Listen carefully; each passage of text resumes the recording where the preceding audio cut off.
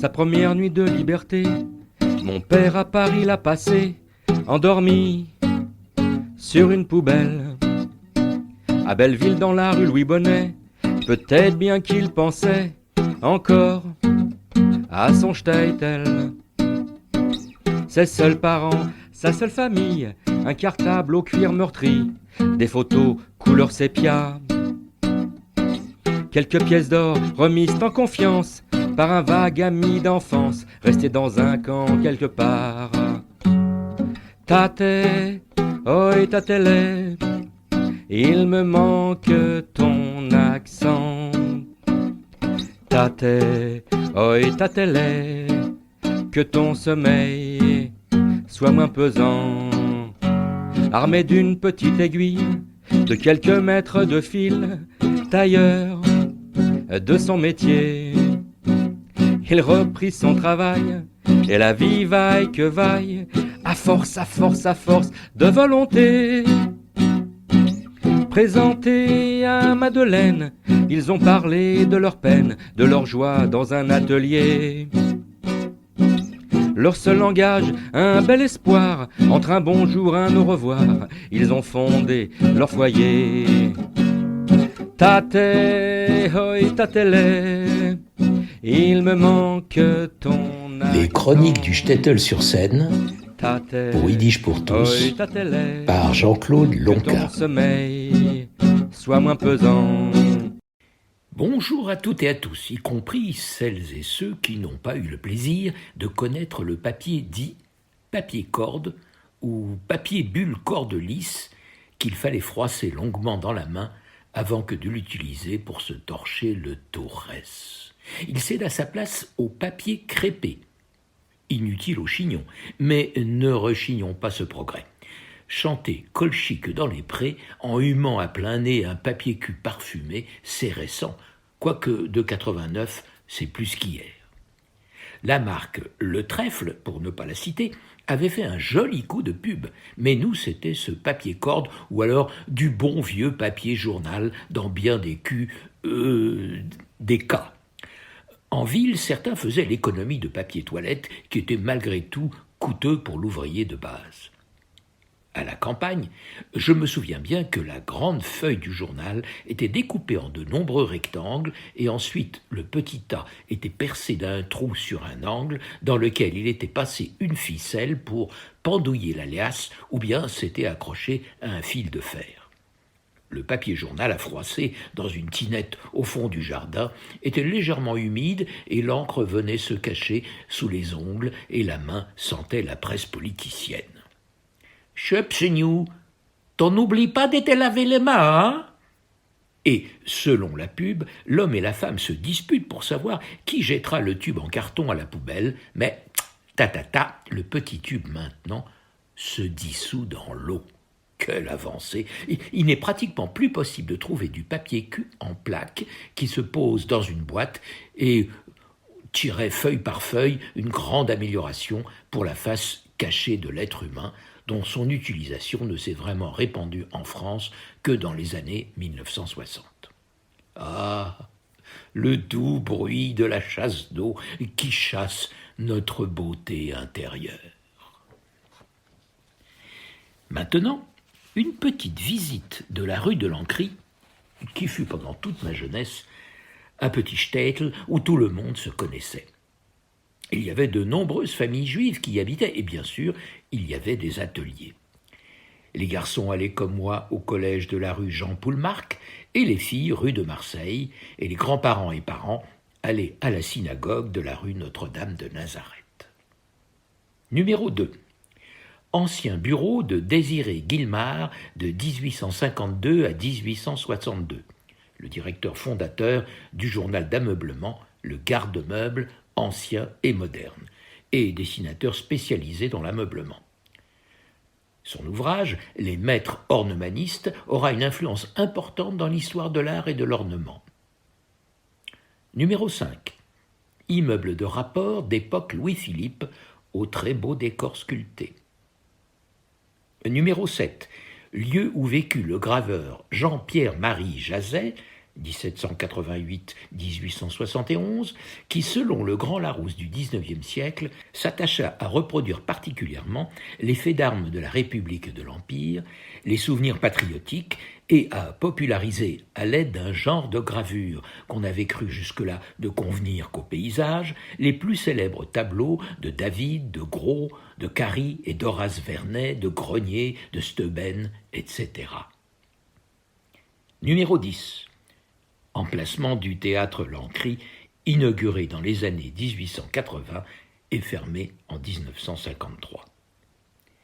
Dans l'immeuble A, avec fenêtres sur la rue et sur la cour, certains propriétaires y vécurent après-guerre jusqu'à fin des années 80. Rez-de-chaussée, l'une des plus célèbres et dernières unités de fabrication d'abat-jour, l'atelier Caruso, une fenêtre dans la cour et entrée par la rue de Lancry.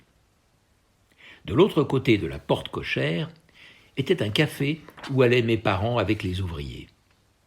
Le premier patron s'appelait Mario, le second Lucien. Lucien m'a autorisé à répéter avec l'un de mes premiers groupes dans la salle du bas qui ne servait pas. Son berger allemand s'appelait Pastis. Ensuite, c'est devenu un resto asiatique, puis un magasin de fringues.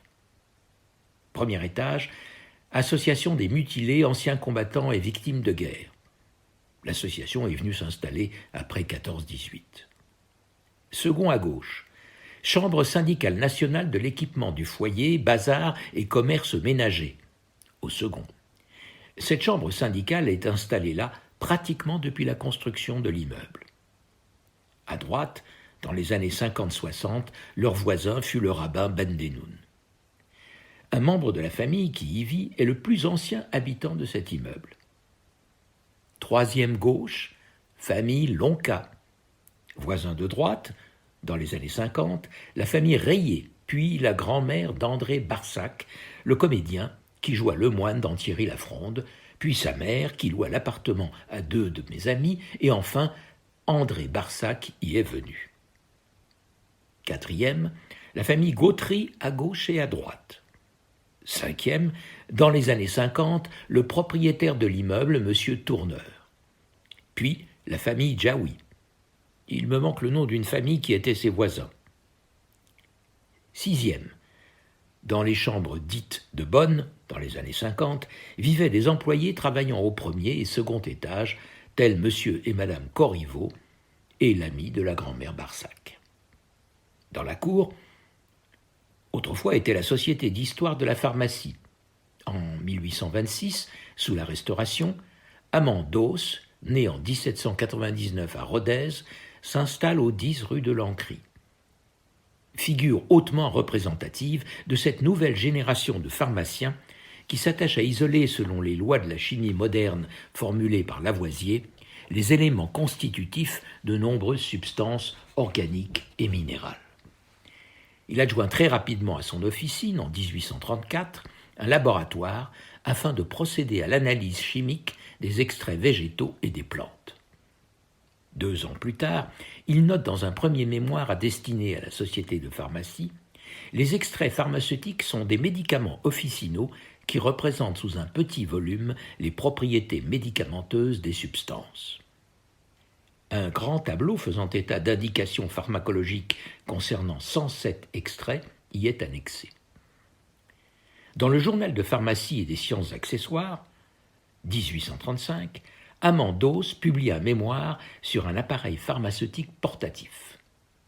L'alambic extracteur de Dos aîné, utilisé pour sa première extraction dans sa pharmacie du 10 rue de Lancry, à Paris 10e, se trouve aujourd'hui dans les collections Histoire de la pharmacie de l'Ordre national des pharmaciens. Immeuble B. Trop de changements de locataires et de propriétaires, mais au 3e était la famille Marciano, et au second, un célèbre tailleur sur mesure pour hommes, M. Sanso, qui vivait avec sa famille, et 2 caniches royaux de couleur noire. Numéro 17. Hôtel particulier, construit vers 1777, au fronton de portes sculptées de poutis et cornes d'abondance monogrammées A.H. En fond de cour, un pavillon a été ajouté en 1852. C'est un bel exemple de lotissement en profondeur, caractéristique du quartier. À cette adresse habita Stanislas Baudry, 1780-1830, inventeur en 1827 de l'entreprise générale de l'omnibus. Numéro 18. Vécut ici le compositeur Alexandre Piccinni, 1779-1850, premier pianiste de la Chapelle du Roi et pianiste particulier de la duchesse d'Angoulême, Marie-Thérèse de France. Numéro 23. Y vécut l'écrivain Alphonse-André Véran-Poujol, auteur de pièces de théâtre. Numéro 42. Hugo Pratt, le papa de Corto Maltese, y habite en 1969. Ouais, je l'ai rencontré et discuté avec lui sur la guerre russo-japonaise de 1904-1905. Numéro 43. Ancien siège de l'éditeur-imprimeur Vercasson, notamment célèbre pour l'édition des affiches de Leonetto Capiello et de la vache qui rit. C'est là, en 1923, que la vache fut teinte en rouge et parée de boucles d'oreilles à son image. Et au numéro 50 alors, cher Jean-Claude ? Comment ? Tu ne sais pas ?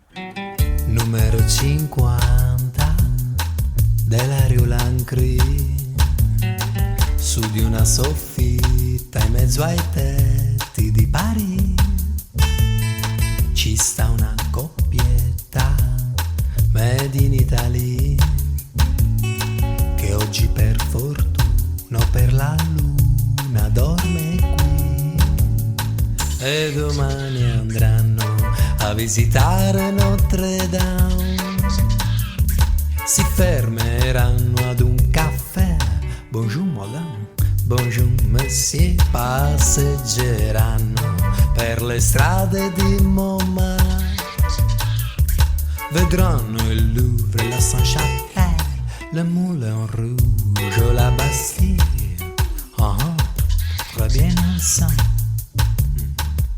très bien ensemble. Bien ensemble.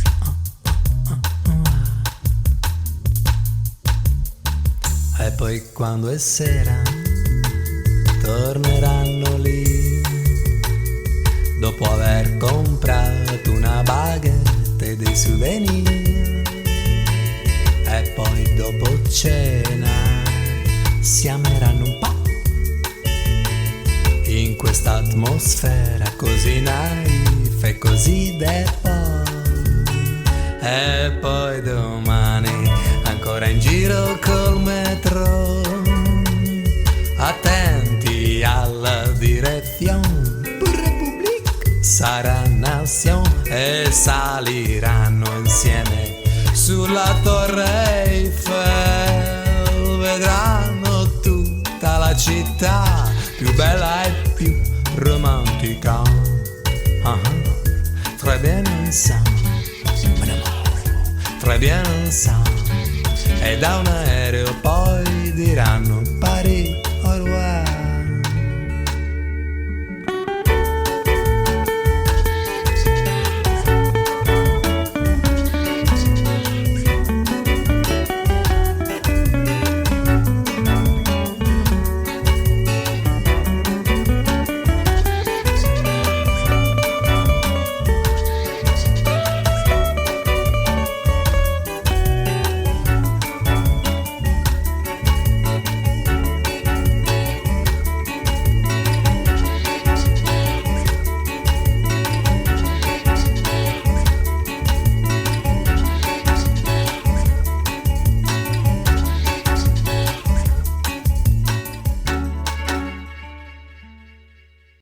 Eh oui, monsieur Lonca. Au numéro 50 de la rue Lancry a vécu le chanteur Mourque, qui sur son site se présente ainsi. voyageant perpétuellement dans les galaxies profondes et obscures de sa conscience intérieure, traversé par des pensées fluctuantes, des reflets cosmiques, des magnétismes opposés, des mécanismes circulaires névrotiques et des complexes vocaux, Mourk, étrange organisme psychonaute qui s'exprime par des voix, des sons et des gestes, etc., etc. Numéro 53.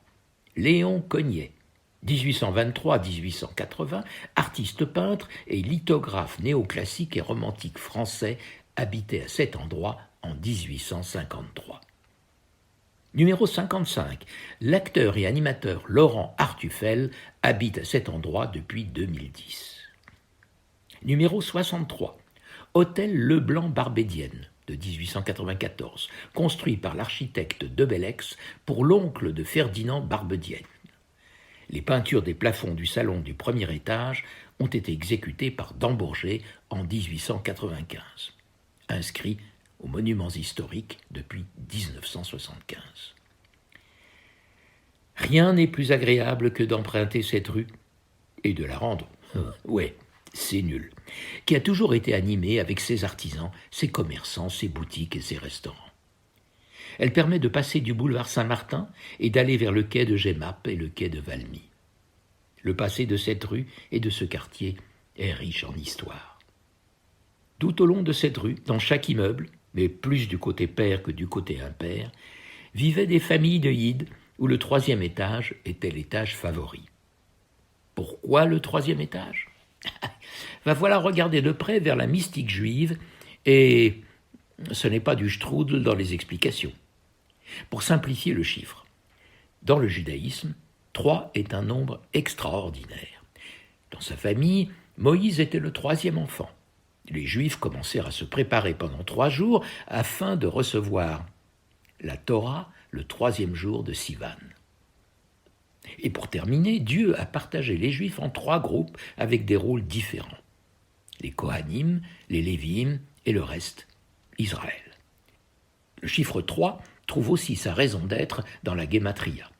Il correspond à la lettre Guimel, mais là, je vous conseille de fouiller par vous-même parce que 3 jours ne suffiront pas pour donner les explications sur l'alphabet hébraïque et les nombres sacrés. Pour mon père, c'était simple. Au 3e étage, il est plus facile d'y monter qu'au 4e. Mais papa, pourquoi pas le 1er ou le 2nd ? Réponse. C'est plus cher parce que plus facilement accessible. Comme il est demandé de citer des sources, et qu'il en est qui étaient si ternes et qui ne valaient pas la goutte d'eau à faire déborder un vase, même de Soissons, j'ai, outre Wikipédia, une outre se remplit d'eau de sources, vous avez pigé le jeu de mots, contacté une association à la mairie du 10e arrondissement, un marchand de fonds, fouiller dans des librairies sur le net, discuter avec Pierre, Paul, Jacques, Simon, Saul et Yankel, et d'autres encore, dont la mémoire n'était pas celle d'un poisson rouge. Circuler sur des blogs parisiens, et le tout avec un grand plaisir, parce que le plaisir est plaisant à partager. À suivre, et la suite, lundi prochain, si vous le voulez bien. Papa me disait, mon fils, ces balles, ces feux d'artifice, et tous ces spectateurs, c'est pour louer ta venue et le chemin que j'ai parcouru. Papa, t'étais un beau conteur. Tate, oi, tatele, il me manque ton accent. Tate, oi, tatele, que ton sommeil soit moins pesant. Quand maman s'en est allée, après 20 ans à tes côtés, ce fut comme un coup de poignard. Tu n'osais pas me rapporter toutes tes frayeurs passées, tu faisais des cauchemars. Entre tes nuits et le brouillard, je venais te réveiller afin d'apaiser ta fièvre. Après une tasse de thé, tu venais pour m'embrasser, je voulais te donner mes rêves. Tate, oi tatele, il me manque ton accent. Tate, oi tatele, que ton sommeil soit moins pesant. Vous venez d'entendre une émission originale de Radio Yiddish pour tous. Seule radio au monde à diffuser la culture yiddish 24 heures sur 24, Radio Yiddish pour tous fonctionne grâce au seul soutien financier des membres et donateurs de Yiddish pour tous. Vous pouvez vous aussi apporter votre contribution à la diffusion de notre culture. Pour cela, rendez-vous sur notre site www.yiddishpourtous.org www.yiddishpourtous en un seul mot, .org